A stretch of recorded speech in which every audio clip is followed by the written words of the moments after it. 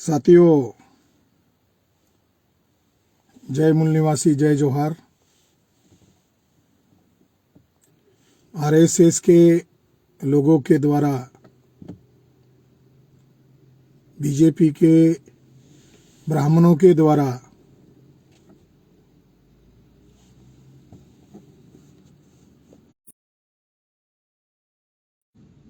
RSS के द्वारा BJP के ब्राह्मणों के द्वारा आदिवासियों के बीच में दरारें डालने का, विभाजन करने का एक बहुत बड़ा षड्यंत्र मोहन भागवत कर रहा है। आरएसएस और बीजेपी के द्वारा डीलिस्टिंग का मामला खड़ा किया जा रहा है और ये डीलिस्टिंग का मामला जो है ये आरएसएस के द्वारा ही एक अलग से संगठन का नाम लेकर आरएसएस के ब्राह्मण लोग इसको प्रमोट कर रहे हैं। डीलिस्टिंग यह आदिवासियों का पहचान मिटाने का षड्यंत्र है। मैं अभी नागपुर में हूं और नागपुर में मैंने आज ही सोशल मीडिया पर पढ़ा कि डीलिस्टिंग के मामले को लेकर आरएसएस और बीजेपी के लोगों के द्वारा कल एक कार्यक्रम का आयोजन किया गया है और इसके लिए बहुत बड़े पैमाने पर किराए के लोग, भाड़े के लोग इस डीलिस्टिंग के मामले को सोशल मीडिया में हवा दे रहे हैं और जो पत्रक जो हैंडबिल निकाला उसके अंदर संविधान का नाम ले रहे, फुले शाह अम्बेडकर का नाम ले रहे। तो मैंने आज सोचा कि कल ये कार्यक्रम है तो आज शाम को मैं इसके बारे में कुछ बोलूं, कुछ कानूनी जानकारी हमारे लोगों को दूं। डीलिस्टिंग मामला ये वास्तव में नहीं आ सकता, ये केवल मात्र कोरी कल्पना है, मगर इसके पीछे ब्राह्मणों का वास्तविक षड्यंत्र क्या है ये जानना और समझना बहुत जरूरी है। तो डीलिस्टिंग का मामला झारखंड, छत्तीसगढ़, इन राज्यों में भी उन्होंने खड़ा किया मगर वहां उनकी दाल नहीं गल रही है। राष्ट्रीय आदिवासी एकता परिषद के द्वारा आदिवासी जनजाति समूहों को जागृत किया जा रहा है, इसलिए झारखंड, छत्तीसगढ़, जहां पर ये आरएसएस के लोगों ने बड़ी बड़ी सभाएं लेकर लोगों को गुमराह किया, तो जनता को जागरूक करने का काम राष्ट्रीय आदिवासी एकता परिषद ही कर रहा है और आरएसएस का जो आदिवासियों को मूर्ख बनाने का जो संगठन है वनवासी कल्याण आश्रम, वो डीलिस्टिंग का समर्थन कर रहा है, बल्कि वही लोगों को मैदान में उतारकर ये माहौल बिगाड़ने का काम किया जा रहा है। तो डीलिस्टिंग के ये मामले में हमें बहुत ही क्लियर रहना चाहिए कि आरएसएस और बीजेपी के लोगों का ये कहना है कि जो लोग क्रिश्चियन बने हुए आदिवासी है, यानी आदिवासी से जो लोग क्रिश्चियन बने हुए हैं, उन जनजाति समूहों को, उन ईसाई आदिवासियों को राइट नहीं मिल सकते, सहूलियत नहीं मिल सकती। तो आरएसएस और बीजेपी के लोगों का ये कहकर आदिवासी और ईसाई बने हुए आदिवासियों का ये आपस में झगड़ा लगाने का एक षड्यंत्र है। क्या वास्तव में ऐसा हो सकता है? क्या कानूनन ऐसा संभव है क्या? तो इसके लिए आदिवासियों को जानकार होना, ईसाई आदिवासियों को भी जानकार होना और आदिवासी जन समुदाय को भी जानकार होना बहुत जरूरी है। सच्चाई क्या है? ये मामला अभी नहीं खड़ा हुआ है, इसके पहले भी यह मामला खड़ा हुआ है। यह डिमांड अभी नहीं चल रही है कि ईसाई बने हुए, मुस्लिम बने हुए, आदिवासियों से मुस्लिम बने हुए, आदिवासियों से ईसाई बने हुए लोगों को शेड्यूल ट्राइब के नाम पर जो फैसिलिटीज है, जो सुविधाएं नहीं मिल सकती, ये जो डिमांड है, ये जो आरएसएस के लोगों की डिमांड है, ये 2023 को मामला खड़ा किया जा रहा है। ये कब से खड़ा किया जा रहा है? इसको भी लगभग 75 साल हो चुके हैं ये डिमांड को। और ये डिमांड को मान्यता ना भारत की पार्लियामेंट दे सकी, ना भारत का जुडिशरी दे सका। तो भारत के न्यायपालिका में अलग अलग राज्यों के हाई कोर्ट्स में, सुप्रीम कोर्ट में भी ये मामला आरएसएस बीजेपी के लोग लेकर गए और उन लोगों ने योजना बनाकर यह डिमांड की कि ईसाई बने हुए, आदिवासियों से ईसाई बने हुए या मुस्लिम बने हुए जो लोग हैं, इनको सहूलियत नहीं दी जा सकती, फैसिलिटी नहीं दी जा सकती। मैं आपको कुछ उदाहरण देना चाहता हूं, अलग अलग हाई कोर्ट में क्या इसके मामले में क्या फैसले आए। तो 2004 में झारखंड का एक फैसला है, लक्ष्मी नारायण टुड्डू बनाम लक्ष्मी नारायण मांझी एवं अन्य श्रीमती वासी मांझिन याई और अन्य, इनका एक केस चला सन 2004 में।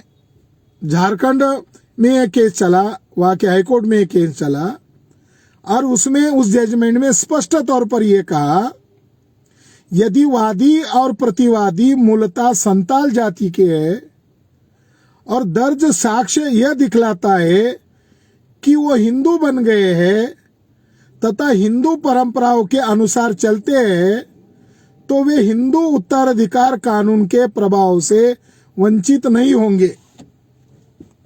यानी ये बात कर रहे हैं कि ईसाई होने से उनका राइट्स खत्म हो जाता है। कोर्ट कह रहा है कि ये हिंदू भी बन जाते हैं तो इनको ट्राइब्स का अधिकार नहीं छीना जा सकता। 2004 में ये फैसला आया है। एक फैसला आया है 2002 को झारखंड उच्च न्यायालय का। यह केस चला था 2002 में श्रीमती कपारा हंसदा बनाम भारत सरकार। झारखंड उच्च न्यायालय में यही मामला गया कि ईसाई बने हुए आदिवासियों से ईसाई बने हुए आदिवासियों को, यानी ईसाइयों को अब आदिवासी के नाम पर अधिकार नहीं मिलना चाहिए, उनको फैसिलिटीज नहीं मिलनी चाहिए, उनको रिजर्वेशन आदिवासी के नाम पर नहीं दिया जा सकता। यह सन 2002 में झारखंड में केस चला, झारखंड उच्च न्यायालय में।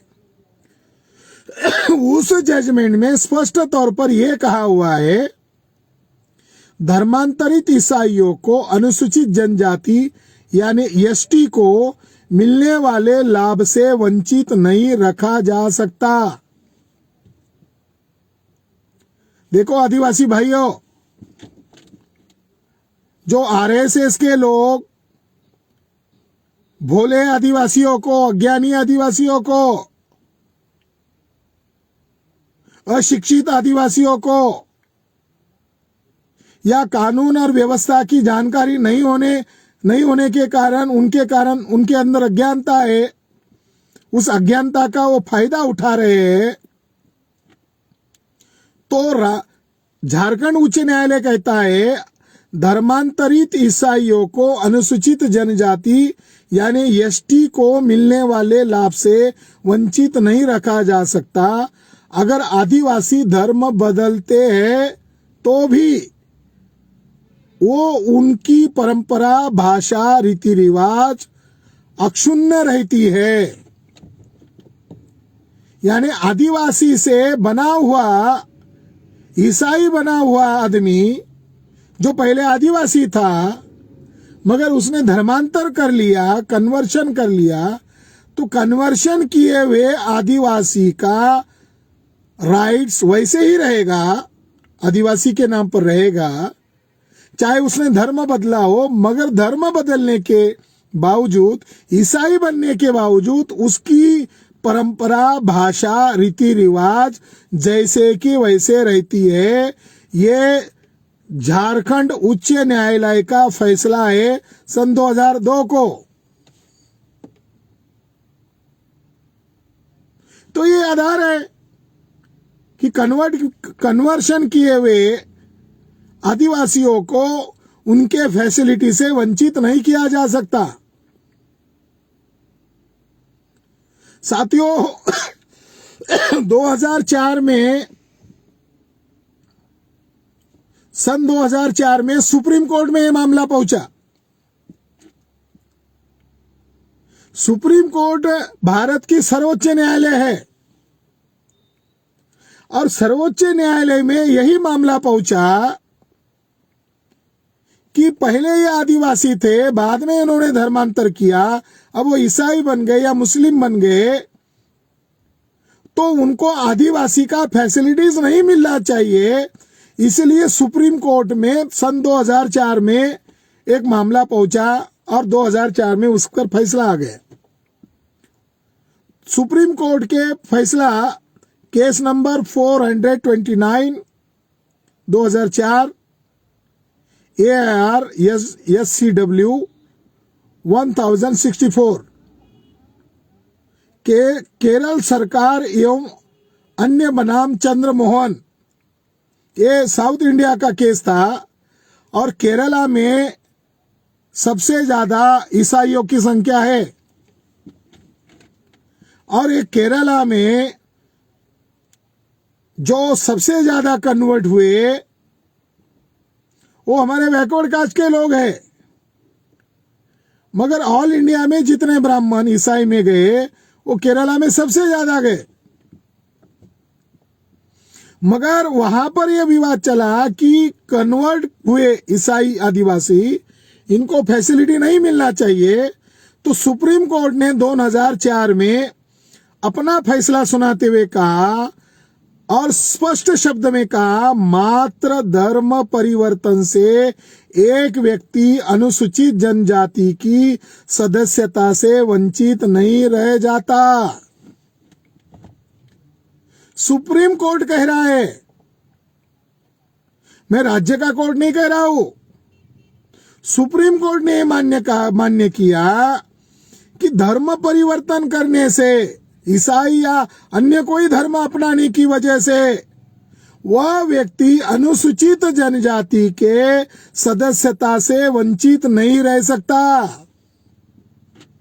जो बदमाश लोग, जो ब्राह्मण बदमाश लोग ये जो षड्यंत्र कर रहे हैं, सुप्रीम कोर्ट आदेश दे रहा है, ये सुप्रीम कोर्ट के आदेश की तौहीन हो रही है। ये जो मोहन भागवत जो कार्य करवा रहा है आदिवासियों को और आदिवासियों से ईसाई बने हुए या मुस्लिम बने हुए जो आदिवासी भाई है, इनके अंदर जो झगड़े लगा रहा है, ये झगड़े लगाने का संदर्भ अगर कानूनी भाषा में किया जाए, ये कंटेम्प्ट ऑफ कोर्ट कर रहा है। आदिवासियों के मामले में सुप्रीम कोर्ट कह रहा है कि धर्मांतर, मात्र धर्म परिवर्तन से एक व्यक्ति अनुसूचित जनजाति की सदस्यता से वंचित नहीं रह सकता। तो न्यायपालिका किस लिए? अगर मोहन भागवत आरएसएस के लोगों को माध्यम करके, किराए से लोगों को इकट्ठा करके आदिवासियों के अंदर विभाजन का काम कर रहा है, धोखा कर रहा है, षड्यंत्र कर रहा है, तो न्यायपालिका किस लिए? न्यायपालिका के खिलाफ ये आरएसएस के लोग रैलियां कर रहे हैं। उधर तो तुम हार गए हो। साथियों,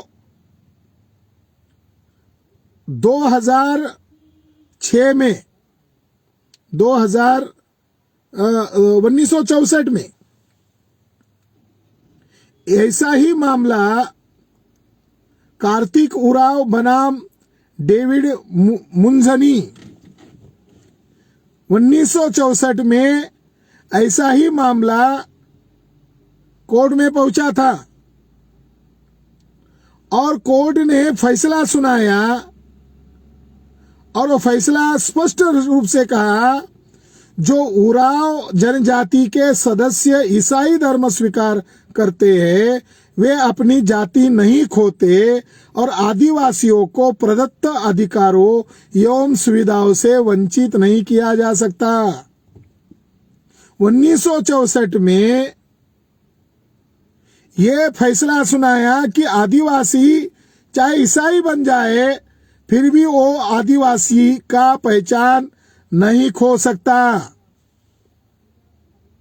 तो इस आधार पर ये कानून का जजमेंट कह रहा है कि आदिवासी चाहे धर्म परिवर्तित हो जाए फिर भी उनकी जो सोशल कैटेगरी है, जो जिसके आधार पर उनको अधिकार मिल रहे हैं, उन अधिकारों से उन्हें वंचित नहीं किया जा सकता। संविधान के आधार पर देश का न्यायपालिका चलती है। संविधान के आधार पर एससी एसटी ओबीसी को राइट्स मिलते हैं। तो कोर्ट के द्वारा ये फैसला सुनाए गए कि आदिवासी धर्म परिवर्तित करने के बावजूद भी वह अपनी परंपरा, अपने रीति रिवाज, अपने अधिकार से वंचित नहीं हो सकता।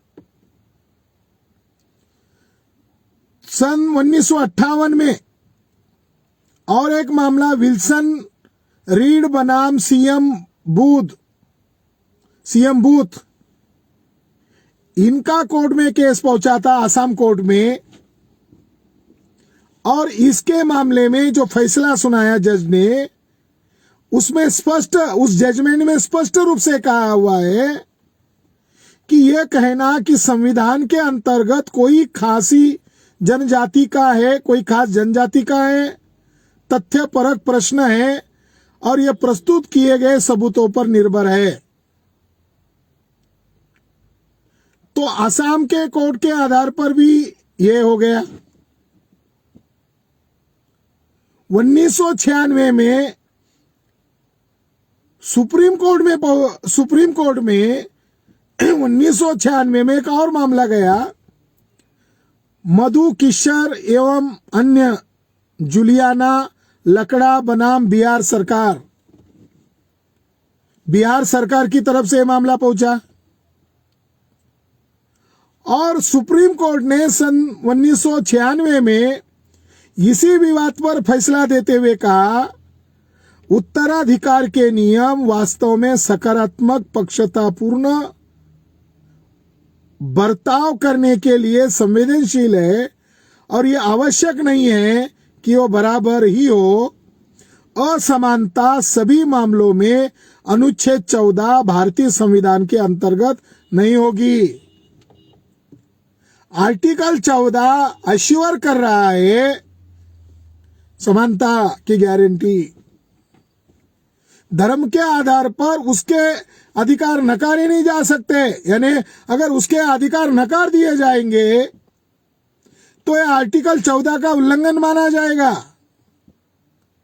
यह भेद है, यह असमानता का व्यवहार होगा। तो सुप्रीम कोर्ट ने भी आर्टिकल 14 के तहत धर्म परिवर्तित लोगों के कॉन्स्टिट्यूशनल राइट छीने नहीं जा सकते, यह फैसला सुना है। मैं और दो उदाहरण आपको देकर फिर इसका आधार बताता हूं। रांची कोर्ट में, आसाम के कोर्ट में, केरला के संदर्भ में बिहार सरकार के द्वारा या बिहार राज्य के द्वारा सुप्रीम कोर्ट में गई अलग अलग फैसलों के आधार पर कोर्ट के द्वारा ये मान्य हो गया है कि धर्म परिवर्तन करने के कारण उनके कॉन्स्टिट्यूशनल राइट्स नकारे नहीं जा सकते, उनके संवैधानिक अधिकार को छीना नहीं जा सकता। यह मामला लगभग कई राज्यों के कोर्ट में पहुंचा है 75 साल के इतिहास में, और हर जजमेंट में आदिवासियों की जीत हुई है। चाहे वो आदिवासी हो या ईसाई बने, आदिवासी से ईसाई बनाए हुए हो, उन दोनों के राइट को मान्यता दी गई है। और उसके कारण आदिवासी लोगों को या आदिवासी से ईसाई बने हुए आदिवासी की ईसाइयों के बीच में कोई झगड़ा नहीं हुआ, इन दोनों के बीच में कोई मनमुटाव नहीं हुआ।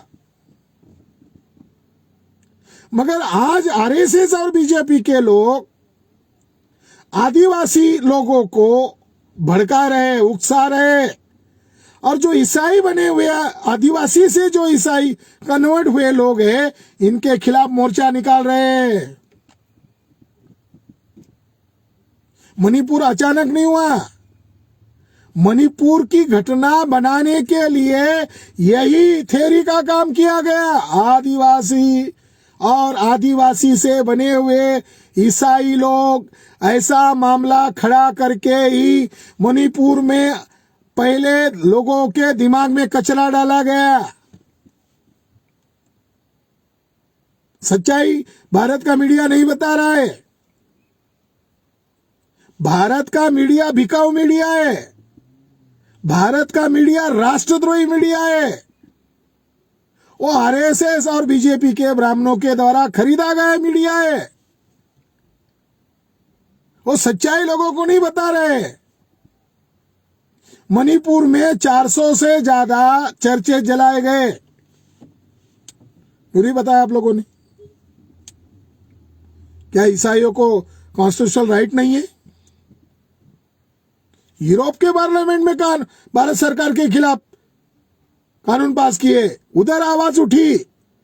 विदेश के मीडिया ने मणिपुर में क्या घटित हुआ उसकी खबरें लीक किया, मगर एक भी ब्राह्मण मनिया मीडिया ने क्या किया आदिवासियों के साथ, क्या किया वहां के ईसाई लोगों के साथ, ये बात छुपाई।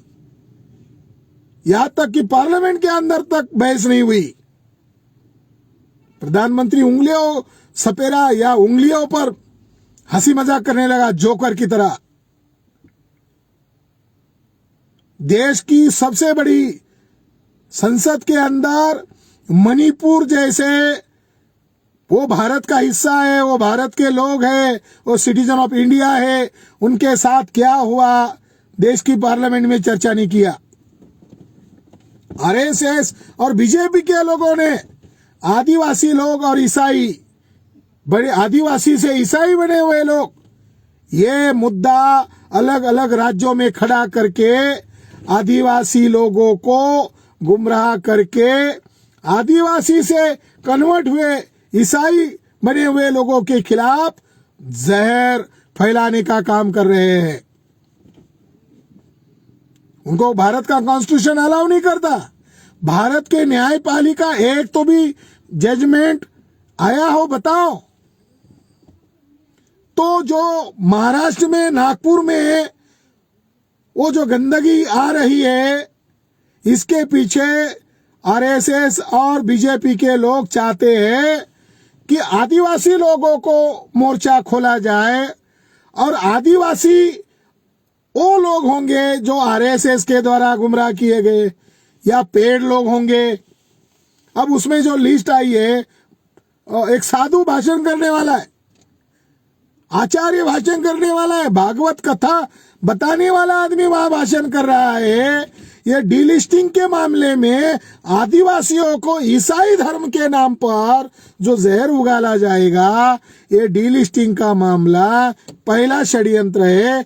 आदिवासियों को ईसाई लोगों के साथ भिड़ाया जाए और आदिवासी लोगों के द्वारा डिमांड की जाए कि ईसाई बने हुए आदिवासियों को फैसिलिटीज नहीं देनी चाहिए, क्योंकि अब उनका धर्म बदला हुआ है, अब वो आदिवासी नहीं रहे हैं। इसका दूसरा अर्थ ये होता है साथियों, ऐसा प्रोपेगेंडा ईसाई के नाम पर करके आदिवासी लोगों को हिंदू बनाने का कार्यक्रम है।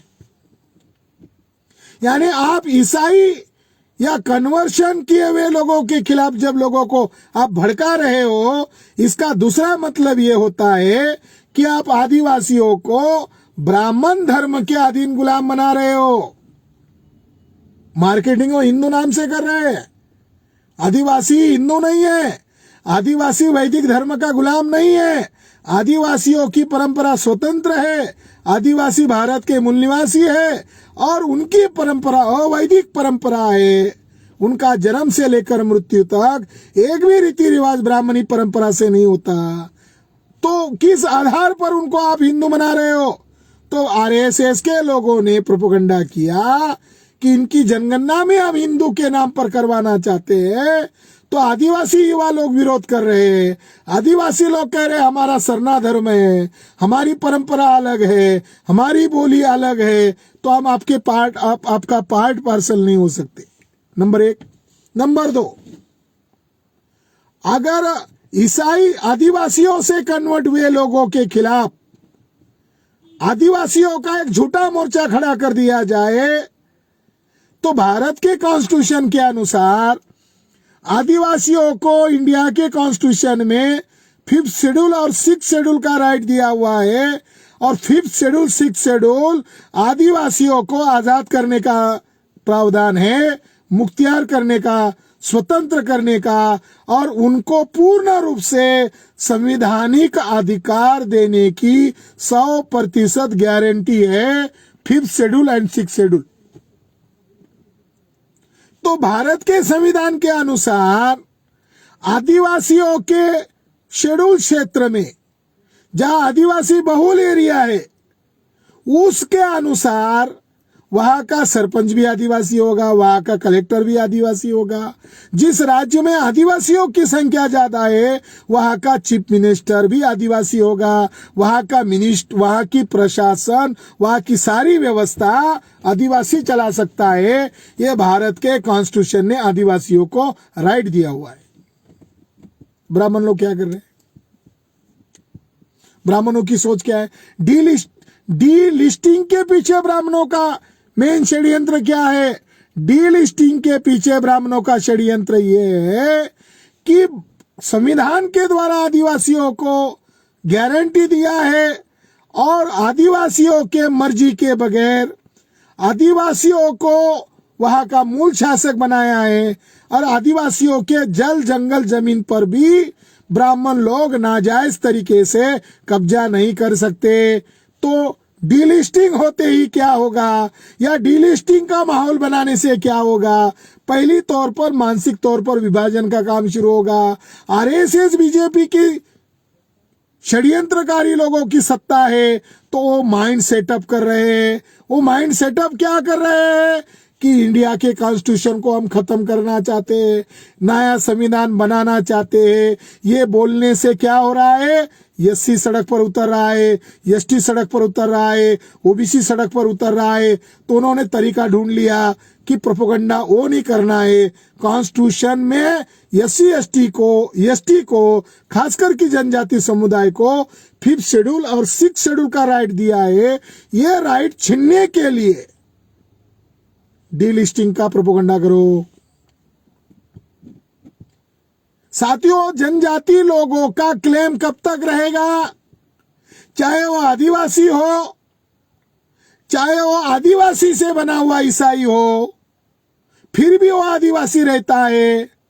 वो ईसाई बनने के बाद झारखंड से केरल में नहीं जाता है, झारखंड से दिल्ली नहीं आता ईसाई बनकर।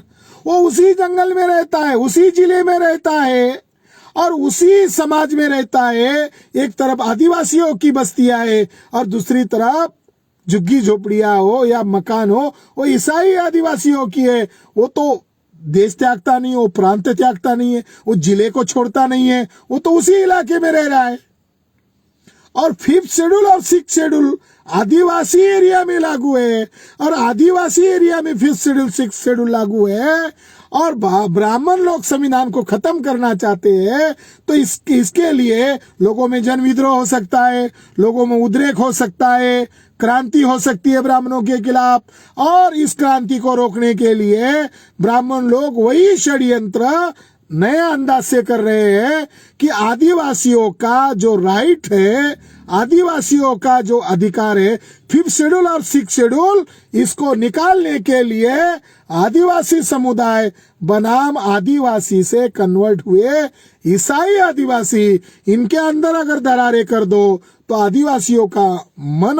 आदिवासियों का विभाजन होगा और आदिवासियों की संख्या इससे घट जाएगी। और आदिवासियों का विभाजन और आदिवासियों की संख्या घटने से ही अपने आप उस आदिवासी बहुल एरिया का 5th शेड्यूल और 6th शेड्यूल जो उनका प्राण तत्व है, जो उनके लिए सबसे बड़ा अधिकार है, उन अधिकार वंचित लोगों को भारत के संविधान निर्माता ने दिया हुआ विशेष अधिकार है, जिससे उनका जल जंगल जमीन के मालिक आदिवासी रहते हैं। और डीलिस्टिंग का मामला अगर आरएसएस के लोग खड़ा करते हैं तो ईसाई बनाम आदिवासी कर देंगे, तो आदिवासी से ईसाई बने हुए आदिवासी, ऐसा संख्या की डिवाइडेशन होगा और आदिवासियों की संख्या में कम दिखाया जाएगा, या आदिवासियों की संख्या ईसाई बन गए आदिवासी और आदिवासी रहे आदिवासी, ऐसे दो कैटेगरी में अगर विभाजित करके शासक जाति के लोग ये ब्राह्मण अगर बताना शुरू कर देंगे तो अपने आप 5th शेड्यूल 6th शेड्यूल खत्म हो जाएगा। जो आदिवासी लोग डीलिस्टिंग के मामले में आरएसएस के द्वारा चलाए जा रहे गुमराह के आंदोलन को सपोर्ट करेंगे, तो 5th शेड्यूल 6th शेड्यूल को खत्म करने के लिए ब्राह्मणों को मदद करेंगे। भारत का संविधान कहता है आदिवासियों के जल जंगल जमीन पर भारत सरकार का भी राइट नहीं है, आदिवासियों का राइट है। और आदिवासियों के जल जंगल जमीन पर आदिवासियों का राइट है, और आदिवासियों के जल जंगल जमीन में अरबों खरबों की संपत्ति है, अमूल्य धातु है, अमूल्य खनिज संपत्ति है। और इन अमूल्य धातु और खनिज संपत्ति पर ये विदेशी ब्राह्मण लोग कब्जा करना चाहते हैं, और कब्जा करने के लिए 5th शेड्यूल और 6th शेड्यूल होने के कारण आदिवासियों के जल जंगल जमीन पर टाटा बिरला बाटा अंबानी कब्जा कर नहीं सकता। अगर उनका कब्जा करवाना है तो आदिवासियों की संख्या घटानी होगी, और उसके लिए डीलिस्टिंग का षड्यंत्र प्रमोट करना होगा। और आदिवासियों की संख्या घटते ही आदिवासी 5th शेड्यूल 6th शेड्यूल से डिलीट हो जाएंगे, आदिवासी रहेगा ही नहीं। आदिवासियों की जो कॉन्स्टिट्यूशनल पहचान है उसको खत्म करना होगा, इसके लिए डीलिस्टिंग का मामला खड़ा किया जा रहा है, ताकि भारत को जो बेचा गया है अब कागज पर है, मगर भारत का संविधान टाटा बिरला बाटा अंबानी को आदिवासियों के जल जंगल जमीन पर नाजायज कब्जा करने का अधिकार नहीं दे रहा है। इसके लिए आरएसएस बीजेपी के लोगों ने षड्यंत्र शुरू किया है।